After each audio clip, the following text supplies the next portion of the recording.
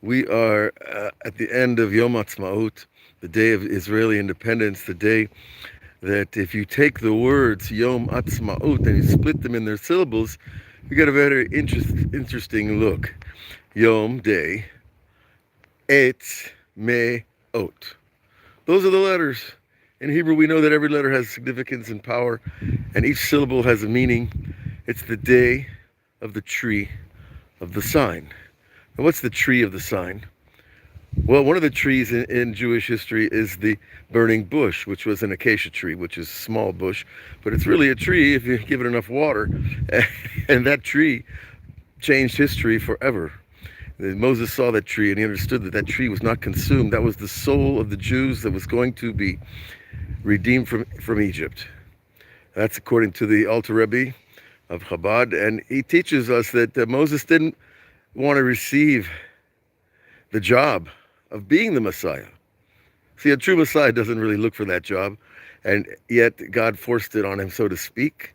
And he showed him that tree because that tree represented the souls of the people he was going to save. Now, Yom Atz, the day of the tree, Me'ot, the tree of the sign. What sign? We know there's also another tree, the tree of life. The tree of life is the all-inclusive metaphor for all reality, physical and spiritual. So what are the signs of that tree? Well, we have our signs. We have the sign of Shabbat.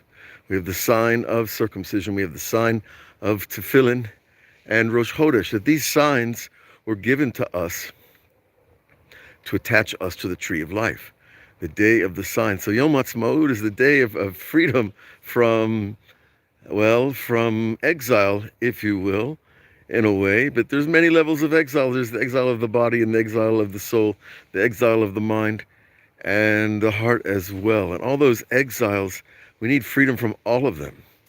And here at the Ma'ara in the middle of the night, we're going to open some books of Kabbalah, and you're all welcome to come here anytime and experience something a little different. We just went to the mikveh. There's a mountain with a spring here, the spring of Abraham. And, you know, it's a very quiet, peaceful, contemplative time.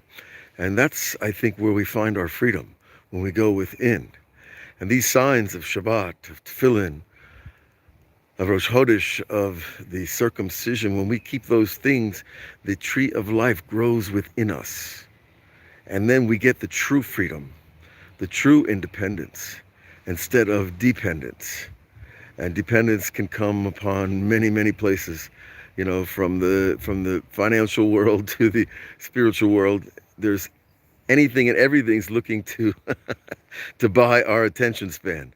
But our attention span, well, we really need to refocus it on Hashem, on the Creator, on the one who loves us more than we will ever know. And God should bless you all with that independence within and working for it on the outside as well. We should all be here in a complete redemption very soon.